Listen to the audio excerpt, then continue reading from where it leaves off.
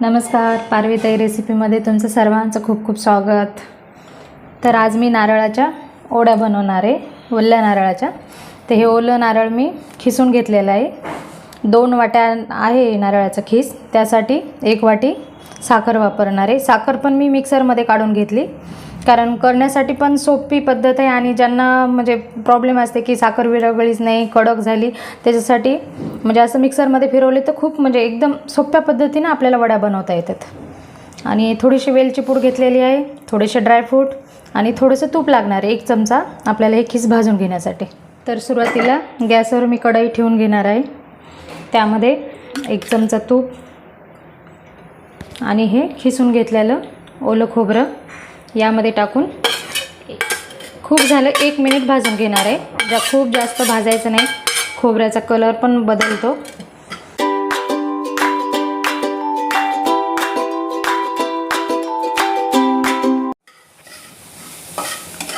ओलं नारळ असल्यामुळे थोडंसं याच्यात पाण्याचं प्रमाण असते, त्यामुळे फक्त हे पाणी आपल्याला याचं सुकवून घ्यायचं याच्यामध्ये, म्हणजे ओढी आपली कमीत कमी महिनाभर टिकते ही।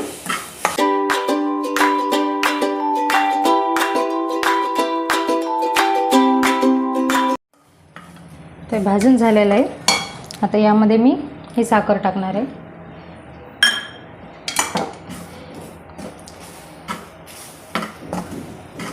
साखर टाकून पण सारखं याला हलवत राहायचं।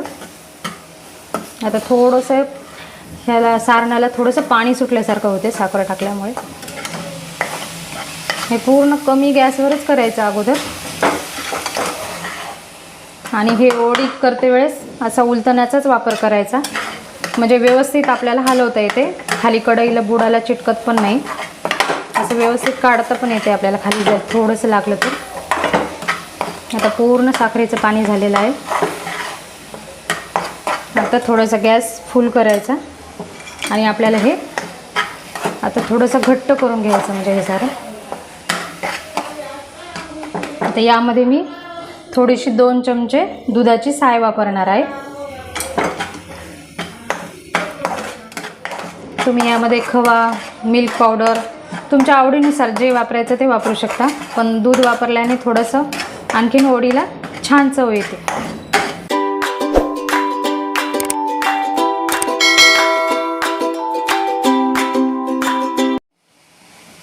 तर आता हे होतच आलेलं आहे। असं बाजूनी कढईच्या पांढरं असं साखरेचं प्रमाण दिसलं की आपलं हे ओढीचं झालेलं आहे असं समजते आपल्यालाच, आणि उलटण्याला पण थोडंसं असं चिकटपणा लागते। आता हे वड्यांचं सारण झालेलं आहे, पूर्ण याचा आता असा गोळा होत आहे।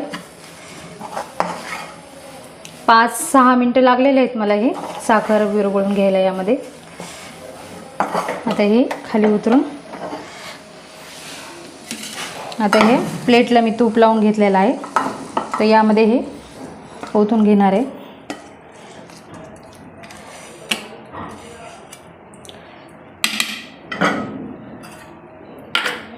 थोडंसं वाटीच्या बुडाला तूप लावून, कारण गरम आहे आणि चिटकते पण हाताला, तर हे वाटीच्या साहाय्याने असं प्लेटमध्ये पूर्ण पसरवून घेणार आहे।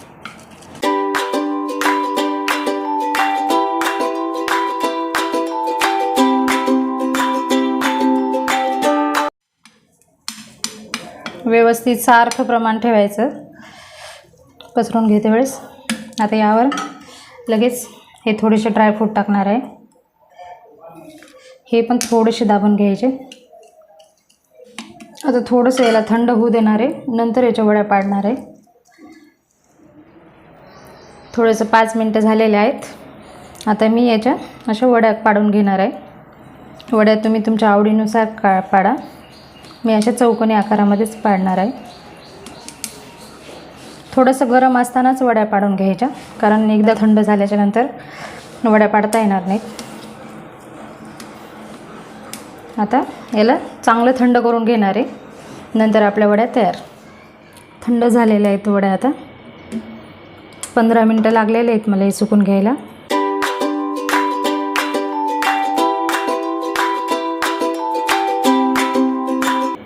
मस्त बाहेरून न मिठाई आणता तुम्ही घरच्या घरी असे बनवू शकता. खूप पौष्टिक ओल्या नारळाच्या वड्या ह्या रक्षाबंधनला नक्की करून बघा. व्हिडिओ आवडला असला तर लाईक करा, शेअर करा. चॅनलवरती नवीन असाल तर चॅनलला सबस्क्राईब करा. किती छानपैकी मस्त वड्या निघालेल्या आहेत, खाली पण चिटकलेल्या नाहीत.